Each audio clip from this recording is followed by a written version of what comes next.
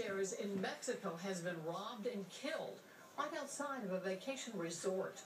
New tonight, a warning from the victim's family about the dangerous destination and their own treacherous journey to bring their loved one's body back to the U.S. Ed Doney joins us now live with more. Ed? Linda, Jacob Semler had lived in Puerto Vallarta for the last 10 years. 2 weeks ago, he went to the store after work and never returned home. Now paperwork is standing in the way of getting his remains home. As soon as we get him back, we're going to have services. He's going to be buried next to my dad, his grandfather. Jeffrey and Tammy Semler have two heartbreaking dilemmas right now. Finding out who killed their 31-year-old nephew, Jacob Semler, in Mexico and getting his cremated remains home.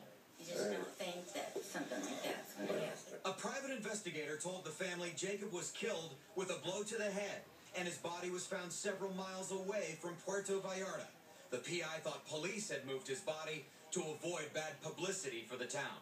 Americans need to stay out of Mexico. Jacob's parents had to pay $2,500 to gain possession of and then cremate their son, and had to travel 200 miles to Guadalajara just to get passports for Jacob's wife and 4-year-old daughter, an area the U.S. consulate has told drivers to avoid at night. As soon as last week, there's been murders on this road. They're hijacking buses and killing people. There's areas in Oklahoma City I wouldn't go to at night, with or without my husband. Karen Birkenbeil with Enid Travel Consultants says travel to Mexico has not been affected by the many reports of violence to tourists. She recommends checking the government's travel warning map and staying with other tourists. When you go to Mexico, I would say do not go where the locals go, go where the tourist areas are. People need to stay out of there. You know, I mean, it's getting worse.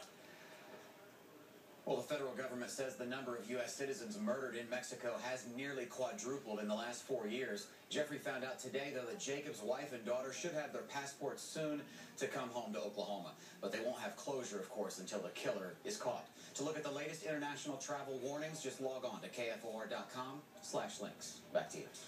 Thank you. Awesome. Seniors Awesome. need a little